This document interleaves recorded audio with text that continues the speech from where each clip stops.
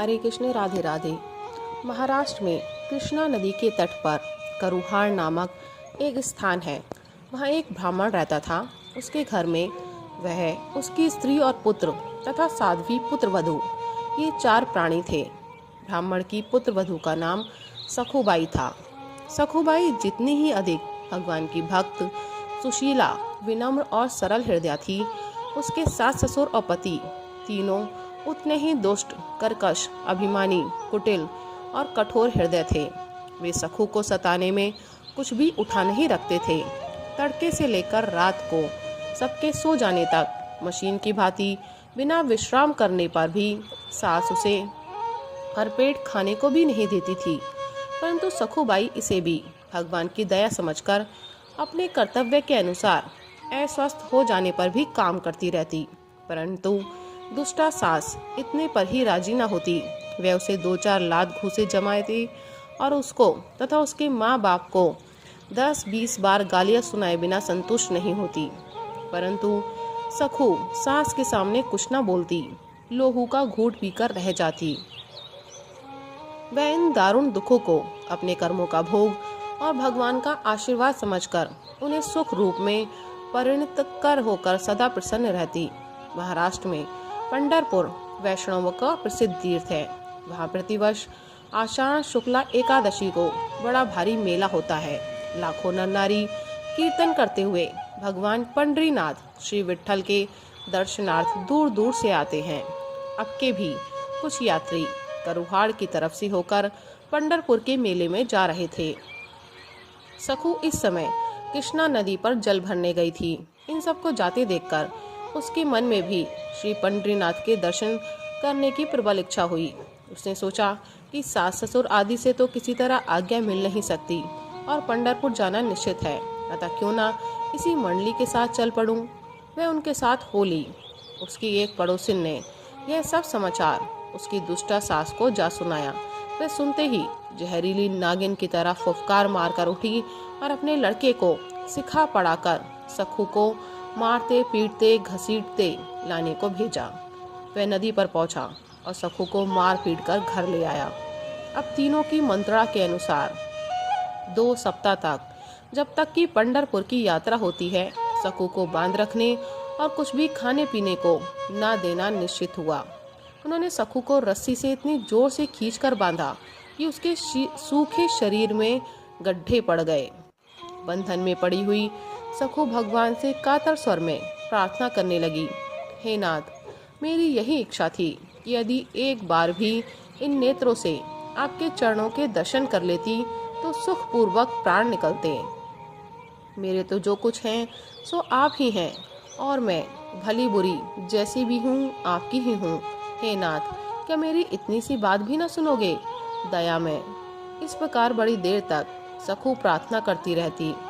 भक्त के सच्ची पुकार कभी व्यर्थ नहीं जाती। वह चाहे कितनी ही धीमी क्यों न हो, त्रिभुवन को भेद कर भगवान के कर्ण छिद्रों में प्रवेश कर जाती है और उनके हृदय को उसी क्षण द्रवीभूत कर देती है। सखू की आर्त पुकार से वैकुंठनाथ का आसन हिल उठा। वे तुरंत एक सुंदर स्त्री का रूप धारण कर उसी क्षण सखू के पास जाकर बोले, बाई, मैं पंढरपुर जा रही हूँ, तू वहाँ नहीं चलेगी? सखू ने कहा, बाई, मैं जाना तो चाहती हूँ पर यहाँ बंद रही हूँ। मुझ पापिनी के भाग्य में पंढरपुत्री की यात्रा कहाँ?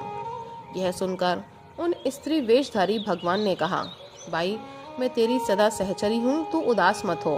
तेरे बदले में मैं यहाँ बंध जाती हूँ। यह कहकर भगवान ने तुरंत उसके बंधन खोल दिए और उसे पंढरपुर पहुँचा दिया। आज सखू का केवल यही बंधन नहीं खुला, उसके सारे बंधन सदा के लिए खुल गए। वह मुक्त हो गई। सखू का वेश धारण किए नाथ बंधे हैं। सखू के सास ससुर आते हैं और बुरा भला कहकर चले जाते हैं। भगवान भी सुशीला वधू की तरह सब कुछ सह रहे हैं। इस प्रकार बंधे हुए पूरे 15 दिन हो गए। सास ससुर का दिल तो इतने पर भी नहीं पसीजा, पर सखू के पति के मन में यह विचार आया कि पूरा एक पक्ष बिना कुछ खाए पिए बीत गया, कहीं ये मर गई तो हमारी बड़ी फजीहत होगी। अतः वह पश्चाताप करता हुआ सखू वेशधारी भगवान के पास पहुंचा। और सारे बंधन काटकर क्षमा प्रार्थना करके बड़े प्रेम से स्नान भोजन आदि करने के लिए कहने लगा। भगवान भी ठीक पतिव्रता पत्नी की भांति सिर नीचा किए खड़े रहे। वे सखू के आने के पहले ही अंतर्धान होने में उसकी विपत्ति की आशा से सखू के लौट आने तक वहीं ठहरे रहे। उन्होंने स्नान करके रसोई बनाई और स्वयं अपने हाथ से तीनों को भोजन कराया। आज के भोजन में कुछ विलक्षण स्वाद था। भगवान ने अपने सुंदर व्यवहार और सेवा से सबको अपने अनुकूल बना लिया। इधर सखू भाई पंढरपुर पहुंचकर भगवान के दर्शन करके आनंद सिंधु में डूब गई। वह ये भूल गई कि कोई दूसरी स्त्री उसकी जगह बंधी है। उसने प्रतिज्ञा कर ली कि जब तक इस शरीर में प्राण है मैं पंढरपुर की सीमा से बाहर नहीं जाऊंगी। प्रेम मुग्धा सखू भगवान पांडुरंग के ध्यान में संलग्न हो गई। वह समाधिस्थ हो गई। अंत में सखू के प्राण कलेवर छोड़कर निकल भागे और शरीर अचेतन होकर गिर पड़ा। देवयोग से कन्हाड़ के निकटवर्ती केवल नामक ग्राम के एक ब्राह्मण ने उसे पहचानकर अपने साथियों को बुलाकर उसकी अंत्येष्टि क्रिया की। अब जगन माता श्री रुक्मणी जी ने देखा कि यह तो यहाँ सखू के घर में काम कर रहे हैं, तब उनके आश्चर्य का पगवार न रहा। उसने सखू के सास ससुर को बाहर बुलाकर उनसे कहा, सच्चू तो पंढरपुर में मर गई, यह कहीं प्रेत बनकर तो तुम्हारे यहाँ नहीं आ गई है। सखू के ससुर और पति ने कहा, वह तो पंढरपुर गई नहीं, तुम ऐसी बात कैसे कर रहे हो। ब्राह्मण के बहुत कहने पर सखू को बुलाकर सब बातें पूछी गईं।